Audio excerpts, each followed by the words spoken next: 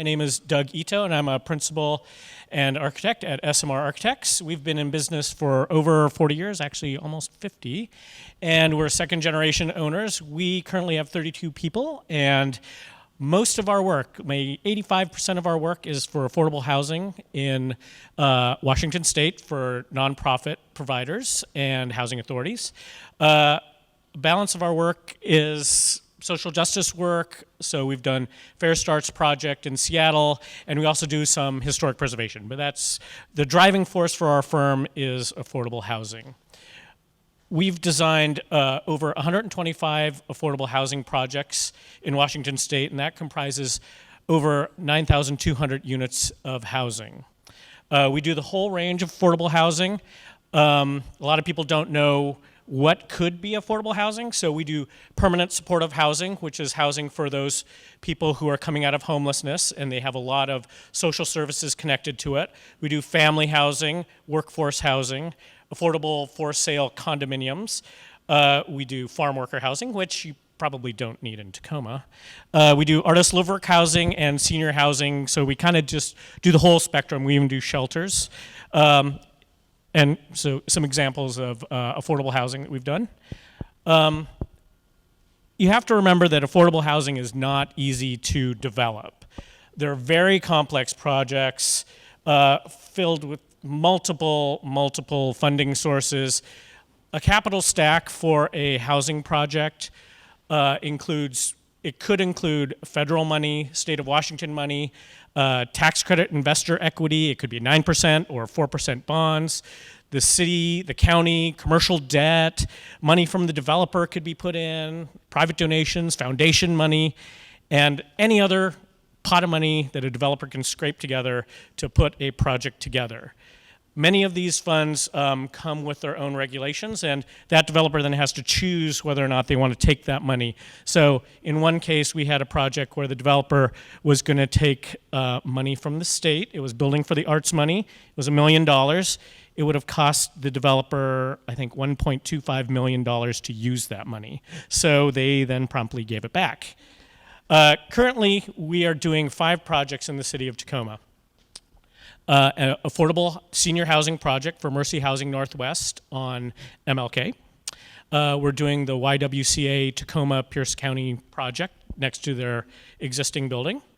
And we're doing 3 projects for the Tacoma Housing Authority. The Rise at 19th is located in the Hilltop, there it is, Hilltop neighborhood at the corner of G Street and South 19th. The project is currently under construction, and it will be completed in the fall of 2020.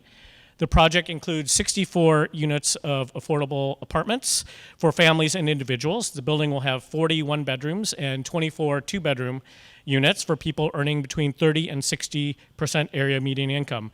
Now, you hear AMI thrown around a lot, area median income.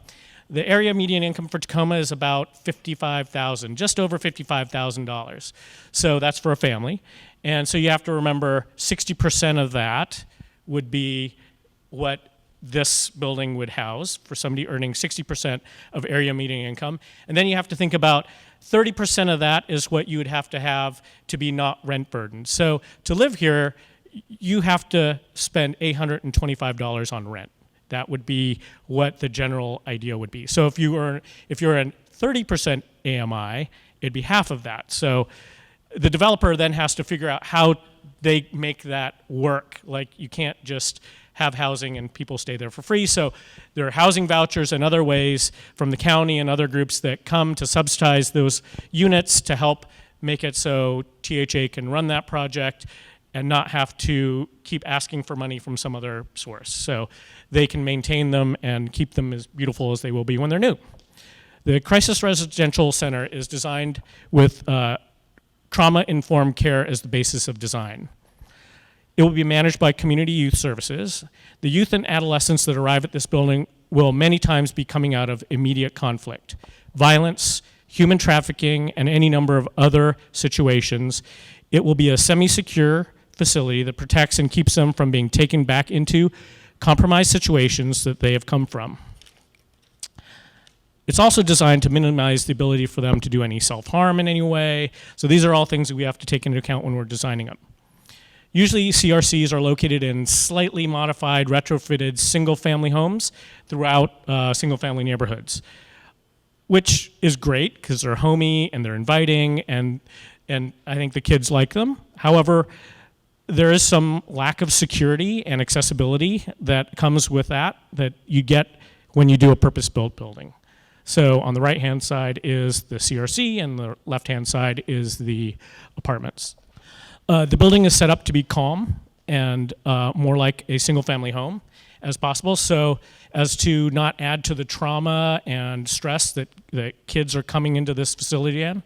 The CRC is internally focused and has an open concept design. Large kitchen that opens out into the living area, includes a small library, a TV area, couches, a computer area. It has a large fenced backyard, an outdoor play area, and deck and barbecue. This is the coming up to the front of the CRC. So it looks like a big house, but in fact, because it's new construction, we have to do sprinklers, we have to do all sorts of stuff that kind of make it more expensive. In the front, we also have 2 offices for social workers to come and meet with the kids, and it's also a place where they have meetings that are kind of outside of the area where the kids are actually living. There's one wing on there that's for the sleeping rooms, and that area can be locked off so that the kids can be in the living area and they can be managed and looked after and not have to worry about where all the kids are, so for security reasons. We've set it back from the street and to keep it away from the street and prying eyes and people who might want to snatch the kids out of the facility, or we also want it's also a little bit hidden because police drop off kids. We don't want to have the kids be traumatized again by having a police car nearby. So there's a lot of things that we've done, like not having a lot of windows on that facing side and have it inwardly focused. This is the Arlington Apartments. It is a building set up for adolescents and young adults who are 18 to 24. A lot of these, there'll be 48 units, 10 2-bedroom units, and it's a 4-story building. Community amenities include on-site parking, community room, laundry facilities, pee patch, ball court, bike storage. It is for the kids, or I should say young adults, who are coming out of foster care. A lot of kids who come out of foster care have no place to live, so they end up being homeless. There are also an inordinate amount of young adults who are on the streets and are homeless, are in the LGBTQ community, so there is a focus for that. There'll be, so the whole campus is about the youth and kids that are homeless in Tacoma. There is a phase 3 at the Arlington campus, but that will be for a social enterprise project hopefully in the future. Tacoma, has a huge benefit right now. I mean, you only see a touch of what Seattle's seeing. The tip of the iceberg is the tents that you're seeing now, but in Seattle, it's huge. The benefit you have is you're at the beginning of it, and larger cities, Vancouver, Canada, Seattle, Portland, San Francisco, LA, they're beyond that. They can't get in front of the game. Tacoma still has that opportunity to get in front of the game. It's an enviable position. You still have the potential to fix the problem before it gets bad. The people who are in tents, shelter beds are great for a temporary fix, but in reality, it's housing that needs to happen. Housing provides stability. It means you don't have to stay awake at night to guard your few belongings. It means you don't have to protect yourself from abuse. Housing instability means you don't have to worry about freezing to death. Housing instability means kids are safe and can concentrate on school, just being kids. Housing instability means that you can access social services to help with substance abuse and mental illness. It's a basic human need, and Tacoma has to not put its head in the sand and think it'll all just go away. It's time to take action. And what can you do?